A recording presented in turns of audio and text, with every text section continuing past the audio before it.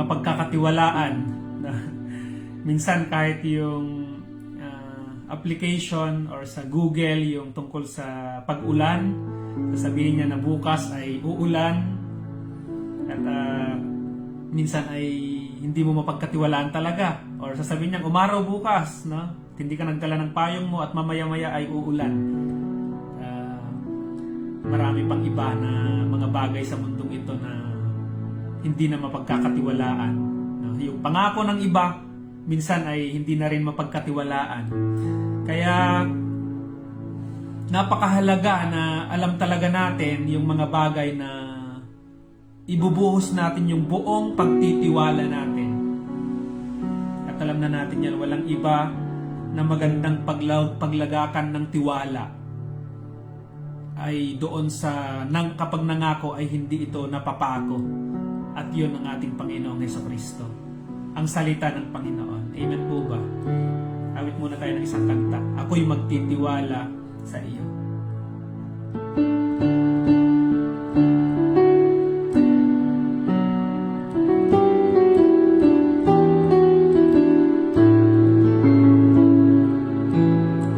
Ako'y nagtitiwala sa iyo.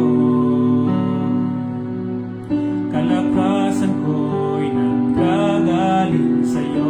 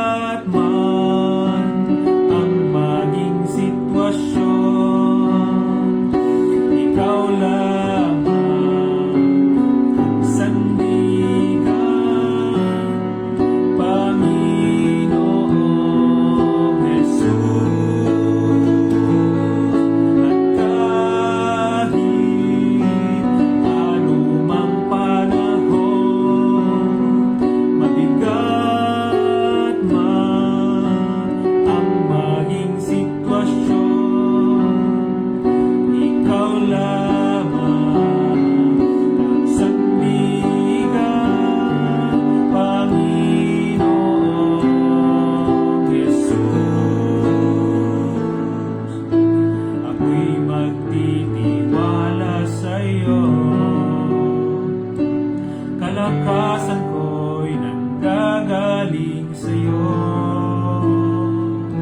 Ako'y nagtitiwala sa'yo. Salita mo ay tanging sandigan ko. At kahit anumang panahon, mabigat man ang maging sitwasyon, ikaw lamang ang sandigan, Panginoong Jesus. Amen. Ako'y nagtitiwala sa Panginoon. Yun yung mahalaga na ilagak natin yung buong pagtitiwala sa Panginoon. Tayo po'y manalangin. Dakilang Diyos na makapangyarihan sa lahat, salamat Panginoon sa umagang ito. We praise you and we thank you for all the things you have done. Na noong nangako ka Panginoon sa amin ay naging totoo ito at tapat Panginoon. Kahit kailan ay hindi napako yung iyong pangako. Noon nga pong sinabi niyo Panginoon na mahal niyo kami, that you love the world, O God, ay namatay kayo para sa amin. Meron kayong ginawa to prove your promises, O God, and your love for us, Panginoon. Salamat po sa umagang ito. Hayaan ninyo na mapalalahanan kami na ang Panginoong Hesukristo na ang nabubuhay sa amin at hindi ng aming sarili. Pagpalain niyo ang inyong mga salita, Panginoon. In Jesus' name we pray. Amen and amen. Purihin po ang Panginoon. Salamat sa Diyos. At tunay po yan na sa mundong ito ay marami ng fake. Maging yung mga nabibili natin minsan na gold. Sabi nila ay pure gold ito. Pero may mga binebenta sila na meron na ring halo at hindi nga talaga ito puro na ginto. Kaya napakahalaga na kapag magtitiwala tayo ay sa salita ng Diyos. Amen. Sa salita ng Panginoon. Alam niyo sabi niya sa Psalms 119 verse 105. Psalms 100, Awit chapter 119 verse 105. Ang sabi niya doon, Your word is a lamp unto my feet and a light unto my path. Ang iyong salita ay ilaw na sa akin ay patnubay. Amen? Basahin nga natin yung maganda. Sa Tagalog, maganda siya sa Tagalog. Psalms, Awit 119 verse 105. Ang salita mo isang tanglaw na sa akin ay patnubay, liwanag na tumatanglaw sa landas kong dinaraanan. No? Kaya sabi ko, yung salita ng Panginoon ay pagkatiwalaan natin. Bakit? Ito yung liwanag sa atin. No? The heaven and earth will fade, but His word will still remain. Amen. Mananatili yung salita ng ating Panginoon. At alam nyo, ibang-iba yung buhay ng isang tao na nasa kanya yung salita ng ating Panginoon. Mapapansin nyo yun. Hindi lang head knowledge, yung marami kang alam. Sabi ko nga, napakakonti lang yung alam ko sa Biblia. At yung iba, mga kapatid, yun din yung sinasabi, Pastor, konti lang yung alam ko sa Biblia. No? May mga naiisip ako tungkol sa Biblia pero hindi ko alam kung saan mahahanap. No? Pero ang mahalaga ay kapag ikaw ay merong nabasa sa Biblia, isinabuhay mo ito. No? Nakikita sa iyong buhay. Yung parang kahit isang butil lang yan at naitanim sa iyong puso at tumutubo siya. Yun, napakahalaga. Nakikita, nagbubunga yung salita ng Panginoon sa iyo. At kahit naman napakarami kang alam sa Biblia, memorize mo yung Biblia kung hindi naman ito nakikita sa buhay mo. No? Kaya napakahalaga na nasa atin yung salita ng Panginoon. Amen po ba? Hebrew chapter 4 verse 12. Kita nyo to. Hebrew chapter 4 verse 12. Ano sabi niya dito? Sige, mabilis mag-type. Pakitype niyo po. Hebrew chapter 4 verse 12.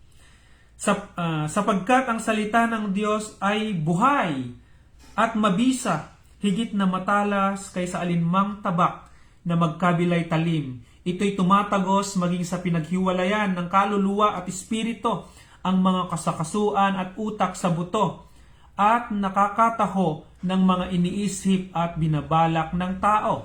Walang makapagtatago sa Diyos. Ang lahat ay hayag at lantad sa kaniyang paningin, at sa kanya tayo magsusulit. No? Yung salita na binabanggit dito ay higit na matalas kaysa alinmang tabak na magkabilay talim. Ibig sabihin talaga na ito'y tumatagos maging sa pinaghiwalayan ng kaluluwa at espiritu. Talagang yung salita ng Panginoon, kapag ka ito ay nasa iyo talaga, hindi pwede na hindi ka maitama. Hindi pwede na yung pananalita mo ay makamundo pa rin kapag yung salita ng Panginoon ay nasa iyo. Amen. Sino ba yung salita na yan na binabanggit dyan? John 1:1. John chapter 1 verse 2 and 14. Sige. John chapter 1 verse 1. Sa pasimula pa'y naroon ng salita, kasama ng Diyos ang salita, at ang salita ay Diyos. No? Kasama siya ng Diyos sa pasimula, sa pamamagitan niya nilikha ang lahat ng bagay, at walang anumang nilikha ng hindi sa pamamagitan niya. Mula sa kanyang buhay, at ang buhay ay siyang ilaw ng sangkatauhan. Verse 5. Nagliwanag sa kadiliman ang ilaw, at hindi ito kailanman nagapi ng kadiliman. Amen? Yung salita na yon ay andun na sa pasimula pa, At yung salita na yun, kasama siya ng Diyos. At yung salita ay Diyos. At yung salita na yun, siya yung ilaw dito sa sanlibutan. Ano? Ang buhay ay siyang ilaw ng sangkatauhan, hindi nagapi ng kadiliman.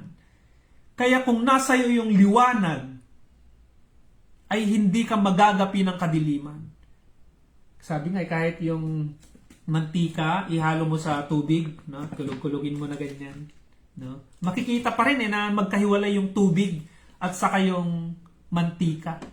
Kahit na mahalo ka sa anumang klase o environment na hindi maganda sa mundong ito, kapag ka ang Panginoong Hesukristo, the Word of God is in you, makikita pa rin na ikaw ay isang Kristiyano.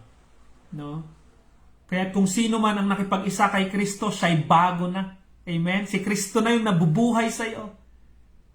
At napaka-imposible naman na si Kristo ang nabubuhay sa iyo tapos yung mga pananalita natin ay hindi maganda. Lagi mong isipin na kung ako ang Panginoong Hesukristo, if Christ lives in me, ano ang gagawin ng Panginoon? No? Alam niyo, nung sinabi ng Panginoon na mahal ka niya, hindi lang salita ginawa niya. For God so loved the world that He gave His one and only Son, that whosoever believes in Him shall not perish but have eternal life. No? Sapagkat minahal tayo ng Panginoon nung panahon na tayo ay makasalanan pa. Ganon ang pamumuhay ng Panginoong Hesukristo. Hindi lang sa salita.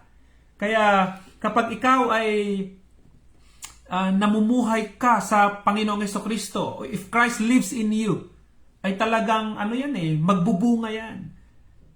Ang Panginoong Hesus, nung nakita niya na ang pangangailangan ng tao ay kaligtasan, nag-effort siya.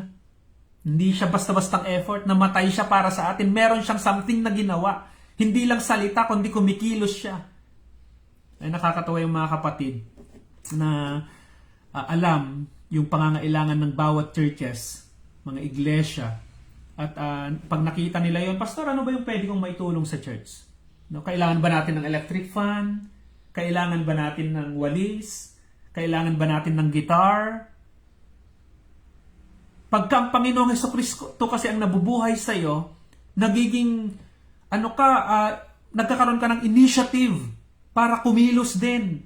Hindi mahalaga na napakalaki yung pwede mong ibigay. Ano ba, magdo-donate ka ng isang church building? Hindi naman ganun yung hinihiling ng Panginoon. Ang inaasahan lang ng Panginoon sa atin, ano yung pwede mong magawa?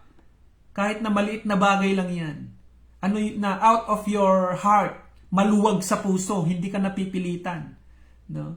Parang sa offering minsan sa church, di ba? Pag kailangan pa bang maglagay ng kuryente doon sa mga upuan para tumayo tayo at magbigay ng offering?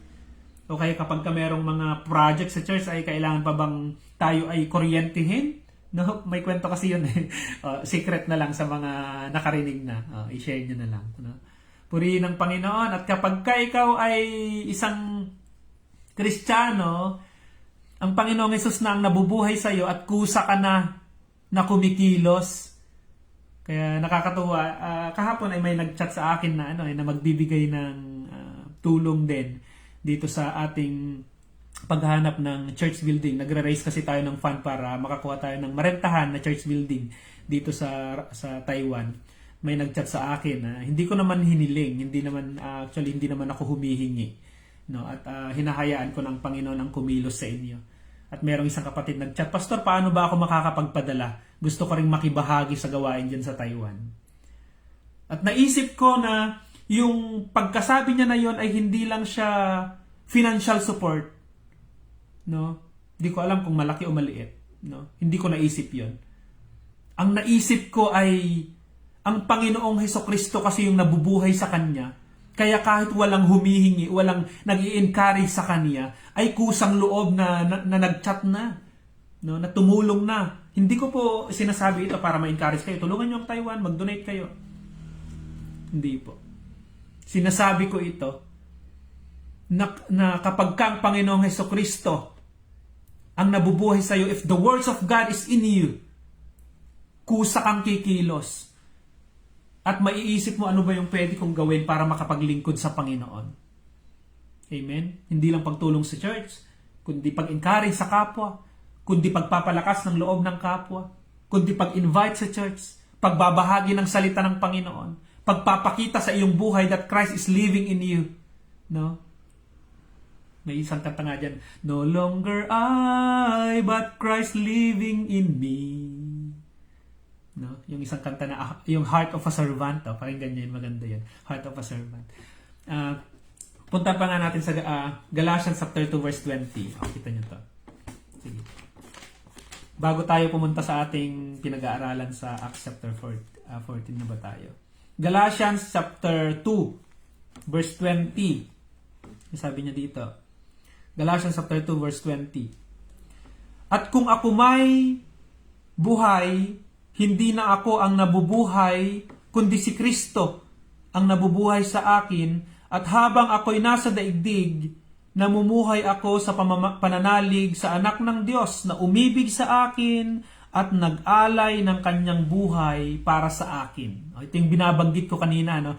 Na kapag ikaw ay nakay Kristo, si Apostle Paul kasi sinabi niya ito, na kapag ako'y buhay man, sa daigdig na ito, hindi na ako ang nabubuhay sa akin, kundi si Kristo na. Ibig sabihin, whatever you do, you are looking, no, to please the Lord. Whatever you do, sabi ng Colossians 3:23, whatever you do, do it heartily for the Lord. Lagi mong isinasang-alang kapag meron kang ginawa, ito ba yung nais ng Panginoon? Ito ba yung gusto ng Panginoon na gawin ko? Amen. Lagi mong naiisip yon. At alam nyo, sila Apostle Paul at Bernabe, napakatapang nila sa pangangaral. Basahin natin at i-review natin yun, tapos magpatuloy tayo sa pag-aaral. Tingnan nyo to. Gawa chapter 14. Verse 1. Simulan ko sa 1 to 7 and then 8 hanggang sumusunod. Gayon din ang nangyari sa Iconia, sina Pablo at Bernabe pumasok sa sinagoga ng mga Hudyo, napakahusay ng kanilang mga pangangaral, kaya't maraming Hudyo at Grego ang sumampalataya. Ngunit may mga Hudyong ayaw sumampalataya. Ayan. Sinulsulan nila ang mga hintil at nilason. Sakit naman nun. Yun palang mga kumokontra sa salita ng Panginoon at mga naninira. Ano yan? May lason pala sa isip yung mga yan. No? Pero wag naman nating kasamaan ng loob. Sabi ko lagi, pag-pray natin na makakilala din sila sa Panginoon. O ma-realize din nila na mas mabuti ang sumunod sa Panginoon. Sinulsulan nila ang mga hintil at nilason ang isip ng mga ito laban sa mga kapatid. Matagal-tagal ding nanatili roon sina Pablo at Bernabe at buong tapang na nangangaral tungkol sa Panginoon. Pinatunayan naman ng Panginoon na totoo ang pangangaral nila tungkol sa kanyang kagandahang loob sa pamamagitan ng kapangyarihang ipinagkaloob sa kanila na gumawa ng kababalaghan. Kaya't nahati ang mga tao sa lungsod.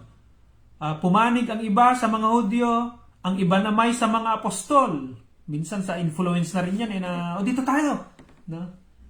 Kahit na alam mo naman na yung tama, nakikita mo naman na yung tama, kung yung mga tao ay influential sa iyo, nako po, ang tao minsan nasunod pa rin doon. 5. Kumilos agad ang mga hintil at mga Hudyo kasama ang kanilang mga pinuno laban sa mga apostol. Binalak nilang lapastanganin at batuhin sila. Subalit, nang malaman ito ng mga apostol ay tumakas patungo sa Listra at Derbe, mga lunsod ng Iconia, at sa lupaing nasa palibot, at doon nila ipinangaral ang mabuting balita. Minsan may mga leading na ganyan na kapag kaayaw tanggapin ng mga tao yung salita ng Panginoon sa lugar na yon, itong mga apostol ay lumilipat sa ibang lugar para doon makapangaral ng salita ng Panginoon. At may layunin niya ng Panginoon, hindi laging tumakas lang para wala lang, hindi po. Kaya kung nasaan man kayo ngayon, may layunin ng Panginoon kung bakit andyan po kayo. At magpagamit po kayo sa Panginoon. Verse 8, kita nyo ang nangyari dito. Gawa chapter 14 verse 8 na tayo. Sa Listra ay may isang lalaking di makalakad sapagkat siya'y lumpo mula sa pagkabata. Nakaupo siya at nakikinig sa pangangaral ni Pablo. Nang makita ni Pablo na ang lumpoy may pananampalataya upang mapagaling, Tinitigan niya ito at malakas na sinabi, "Tumayo ka ng tuwid." At lumukso ang lalaki at nagpalakad-lakad. Kapon nabanggit na natin yan na napaka-imposible yan na mula pagkabata ay lumpo, tapos dahil sa may nung sinabi ni Apostle Paul na tumayo ka ng tuwid, at yung lalaki hindi lang siya basta tumayo, lumukso-lukso po siya. May mga sitwasyon minsan na napaka-imposible, pero kapag pinaniwalaan natin, ito hindi na niya naiintindi kung ako ay lumpo mula pagkabata tapos patatayuin ako. Hindi siya nagtanong na ganon. Marahil hindi niya rin naiintindihan, pero sumampalataya siya na mangyayari. At ganyan din minsan may mga pangyayari sa buhay natin na hindi natin maintindihan kung paano, ano yung purpose ng Panginoon, kung bakit natin pinagdadaanan ang bagay na ito, hindi natin maintindihan. Ang mahalaga ay kailangan nating paniwalaan. Dahil ang Panginoon ay kapag ang Panginoon ang nagplano, at para sa'yo talaga yan, bigay talaga yan ng Panginoon, walang hadlang. No? Parang dito sa, lagi kong nagagamit ang Church of Christ Taiwan kasi dito ako ngayon. At madaming pinapakita sa akin ng Panginoon dito. At kailangan panampalatayanan, hindi ko alam kung paano, no? At kung ano ang aking gagawin. Kaya lagi akong nagtatanong sa Panginoon, nagtitiwala sa Panginoon. Kaya ang pinakamahalaga sa lahat na gawin natin, hindi yung yung magkakaroon ka ng yung tawag doon, magsi-search ka, paano ba ito mangyayari, ano yung pinakamaliit na bagay na, alam mo yon, mga informations o mga strategies. Alam niyo yung pinakamahalaga minsan sa gawain sa Panginoon, manampalataya sa Panginoon. No, kapag iniligay ka diyan ng Panginoon, tinawag ka diyan ng Panginoon, ang Panginoon na ang kikilos. Sa mga pastor, ang pinakamahalaga na pastor natin ay ang Panginoong Hesukristo. Amen po ba? Hayaan natin na ang Panginoon ang mag-lead at magturo sa atin. Verse 11. Nang makita ng taong bayan ang ginawa ni Pablo, sumigaw sila sa wikang Lycaonia. Nanaog sa atin ang mga Diyos sa anyong tao. Tinawag nilang Zeus si Bernabe at Hermes naman si Pablo sapagkat siya ang tagapagsalita. Kita niyo to, nakakita sila ng yung mga tao nakakita sila ng himala. Yung lumpo mula pagkabata nakalakad. Pero yung mga tao ang naisip pa rin nila yung mga Diyos-Diyosan nila. Akala nila ang nagpagaling ay yung mga Diyos-Diyosan nila. Minsan kapag tayo ay nakakatanggap ng biyaya, nakakalimutan, may mga tao na nakakalimutan magpasalamat sa Diyos. Alam niyo po yung mga katulad ko na factory worker, o mga workers, government workers, at kung ano man yung mga trabaho nyo ngayon. Alam niyo yung mga sahod natin, hindi yan hindi yan galing sa hindi yan galing sa company talaga natin. Ang hirap intindihin, Ang Panginoon ang nagpapala sa company, ang Panginoon ay para mas maliwanag ganito na lang. Minsan may nabanggit sila na ang pagpapala daw o ang provisions ng Panginoon ay wala sa bansa na kung nasaan ka. Ang provision ng Panginoon ay wala sa trabaho kung ano man yung trabaho mo. Ang provisions ay galing sa Panginoon. Amen po ba? Ang provisions ay galing sa Panginoon. At kailangan nating panampalatayanan yun. 13. Nasa pagpasok ng lungsod ang templo ni Zeus. Ito ay Diyos-Diyosan ito. Si Zeus. Nang marinig ng saserdote nito ang nangyari, nagdala siya sa pintong lungsod ng mga torong may kwintas na bulaklak upang ihandog niya at ng taong bayan sa mga apostol. Nang malaman ito ni Bernabe at Pablo, hinapak nila ang kanilang mga damit at patakbong pumagit na sa mga tao. Sumigaw sila, "Mga Ginoo, huwag ninyong gawin iyan, mga tao rin kaming tulad ninyo. Ipinangangaral namin sa inyo ang mabuting balita upang talikdan ninyo ang mga bagay na ito na walang kabuluhan at manumbalik kayo sa tunay na Diyos na siyang gumawa ng langit at ng lupa, ng dagat at lahat ng naroroon. Nang nakalipas na mga panahon, hinayaan niyang sundin ng lahat ng bansa ang kanilang mga kagustuhan. Gayon may nagbigay siya ng sapat na katibayan upang makilala ninyo siya sa pamamagitan ng kabutihang ginagawa niya sa inyo. Binibigyan niya kayo ng ulan mula sa langit at ng masaganang ani sa takdang panahon. Binubusog niya kayo ng pagkain at pinupuspos ng kagalakan ang inyong mga puso. Sa kabila ng mga pananalitang ito, nahirapan pa rin sila napigilan sa mga tao sa paghahandog sa kanila. No? Itong mga apostol na ito ay lingkod ng Panginoon na nagbabahagi lang ng salita ng Panginoon. Ginagamit lang ito ng Diyos. Ito namang mga tao na nakarinig sa kanila. Naku, sobrang idol naman na nila. Naging idolatry na tuloy. Naghandog na sila. Kaya nga, tama na yung pagrespeto yung sakto lang na pagrespeto sa mga pastor ninyo. Tama lang yung sakto na pagrespeto sa mga namumuno sa atin sa bayan. No, sa ating mga mayor, sa ating president, o kung sino man yung mga namumuno sa atin, barangay officials, barangay captains. Tama na yung saktong respeto bilang isang tao. Huwag na natin masyadong maging idol. No, talagang alam mo minsan ng tao ganito eh. Ito, naghandog pa nga sila para sa ganun. Napakatindi ng mga taong ito. Naghandog sila ng mga toro, talagang napakarami, no? Ngunit ipinaliwanag pa rin nila Apostle Paul na ang dapat kilalanin natin ay yung Diyos na ating pinaglilingkuran. Makilala natin mga kapatid na kapag tayo ay tumutulong sa church o sa gawain sa Panginoon, maisip natin na hindi yun para sa pastor, hindi yun para sa kung anuman, walang kabuluhan, kundi maisip natin na ginagawa natin yun dahil ang Panginoon ang kumikilos sa ating buhay. Christ is living in us at bilang patunay na ang Panginoong Jesucristo ay nabubuhay sa atin. That we are Christian, tagasunod ng Panginoong Jesucristo. Ito yung mga bunga niya. Nagiging maluwag yung pagtulong mo. Kapag ikaw ay nagbibigay, ay maluwag sa puso, hindi ka napipilitan. No? Hindi ka napipilitan. Kapag ikaw ay dumalo sa Bible study, hindi ka yung inutusan ka lang ng nanay mo, matid ka na Bible study, kasamahan mo si pastor. Si nanay naman, pagod ako. Hindi ganon. No? Maluwag sa puso. Ginagawa mo yon dahil ang Panginoon ang nabubuhay sa iyo. Ginagawa mo yon dahil yung mga salita ng Panginoon ay hindi mo lang naririnig, kundi sinasabuhay mo. No? Pahayag, chapter 1, verse 3, mapalad ang taong bumabasa ng aklat na ito at nagsasagawa. Amen po ba? Huwag tayong alam nyo, maraming mga nagtuturo ngayon na ang gaganda ng mga ginagamit nila sa pagtuturo, ang gaganda ng mga pagsasalita nila, na motivate tayo, umiiyak tayo. No? Pero after that, yung kanilang pagtuturo ay naging motivational na lang.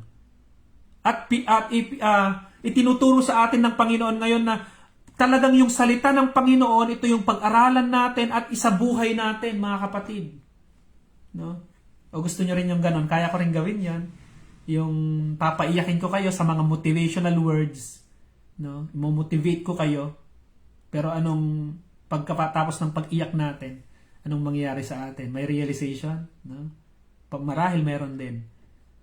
At ang sinasabi ko ngayon ay ang salita ng Panginoon, yung pagtiwalaan natin at isabuhay natin.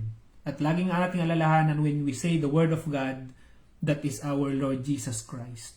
Hindi nagapi ng kadiliman. Kahit nasa mo ka mang environment, kung may naninira man sa'yo, hindi maganda yung sitwasyon, hindi maganda yung kalalagayan mo, mananatili kang ilaw, asin ng sanlibutan ito. Mananatili si Kristo sa iyo. Makikita pa rin na ang Panginoong Hesukristo ay nabubuhay sa iyo. No longer I, but Christ living in me. Mga kapatid, ipagpatuloy natin yan bukas at ang oras natin ay napakabilis. 7:00 na. Salamat sa ating Panginoon. Na-remind tayo sa umagang ito na yung salita ng Panginoon ay itanim natin sa ating mga puso, mga kapatid. Lumago tayo po sa salita ng Panginoon. Huwag tayong laging nakaasa doon sa mga motivational words lang, kundi talagang yung salita ng Panginoon matanim sa puso natin. Paulit-ulit na ako, naging silang plaka. Pero nire-remind tayo sa umagang ito na maging totoong Kristiyano tayo. Maging totoo tayo na lingkod ng Panginoon. At kung tinatats tayo ng Panginoon na tumulong sa gawain, huwag nating pigilan yun. Minsan nararamdaman natin yan. Nakita natin yung isang gawain at parang nafe-feel natin, tinatats tayo ng Panginoon na gusto nating tumulong sa kahit na konting paraan, konting bagay, pero yung mga konti na yung pag pinagsama-sama ay ito yung panahon na maganda na makapagtulungan. How good and pleasant it is when brothers live together in unity. How good and pleasant it is when brothers live together in unity. Patuloy niyo po kaming ipag-pray din mga kapatid ang gawain dito sa Taiwan at patuloy po kaming nagre-raise ng fund para sa kukunin na church building dito sa Taiwan. Ipag-pray nyo rin po kayo mga kapatid, makakuha tayo ng church building dito, yung salita ng Panginoon ay lumaganap dito, lumago yung gawain ng Panginoon at lahat ng papuri, pasasalamat sa Panginoon at purihin ang Panginoon kung kayo po ay kabahagi sa gawain nito. Ang Panginoon na po ang bahala na sa inyo, magpalit. Hindi ko nakikita lahat yan, yung mga ginagawa nyo na pananalangin sa amin, na pagsuporta sa amin, sa gawain dito sa Taiwan. Hindi ko na nakikita yon, pero ang Diyos alam niya yung hangarin ng puso ninyo na nagnanais rin kayong tumulong, makiisa sa gawain ng Panginoon at gusto nyo rin maipakita talaga na ang Panginoong Hesukristo ang nabubuhay sa inyo. Tayo po ay manalangin. Dakilang Diyos na makapangyarihan sa lahat, Lord, salamat po sa umagang ito, sa buhay ng aking mga kapatid, sa pagbubulay-bulay namin ng inyong mga salita, Panginoon. Salamat dahil ang inyong salita ang siyang ilaw namin, gumagabay sa amin, Panginoon. Salamat, Panginoon, at ang salita na yan ay ang Panginoong Hesukristo na nabubuhay sa amin. Hindi na kami, Panginoon, ang nabubuhay sa aming sarili, kundi kayo na. Sa oras na ito, Panginoon, patuloy ko rin ipinapanalangin ang gawain dito sa Church of Christ Taiwan, Panginoon, na kayo po ang mag-provide, Panginoon. Itats niyo ang mga kapatid o kung sino man na gagamitin niyo, Panginoon, para makapagkaisa kami dito sa Taiwan. Lalo tigit yung mga kapatiran dito sa Church of Christ Taiwan, pinapanalangin ko, Panginoon, na magkaroon ng personal commitment talaga sa inyo at magkaisa kami, magtulungan kami, Panginoon, dito sa bansang Taiwan, na isiwalat yung inyong mga salita at lumago yung inyong church dito, Panginoon. Pinagpipray din namin yung mga iba't ibang churches sa ibang bansa, Panginoon, sa Las Vegas, sa Amerika, Panginoon, sa Hong Kong, sa Singapore, sa Pilipinas, Panginoon, o kahit saan mang bansa na nanaroon sila, Panginoon, sa Norway, O God, mga kapatiran namin na nasa iba't ibang dako ngayon ng buong mundo. Pagpalain nyo sila at kilusin nyo sila, Panginoon, na makapamuhay kami na may katotohanan at naglilingkod sa inyo that Christ is now living in us, Panginoon. Hallelujah. Pagpalain nyo rin po ang bawat isa, mga may pangangailangan, may mga sakit, Panginoon, sa oras na ito, pagalingin nyo po sila, may mga financial needs, Panginoon, at emotional needs, mga nalulungkot, mga nalulumbay, Lord, kayo po ang kumilos at maramdaman nila na merong totoong Diyos na laging concern sa amin at merong totoong Diyos na nakakakita ng lahat ng aming mga pinagdadaanan. Thank you so much, God, Lord God. This is our pray. In Jesus' name we pray. Amen and amen. Good morning po sa ating lahat at blessed Sunday. Kita-kita po tayo bukas, 6:30 din po. Bye-bye.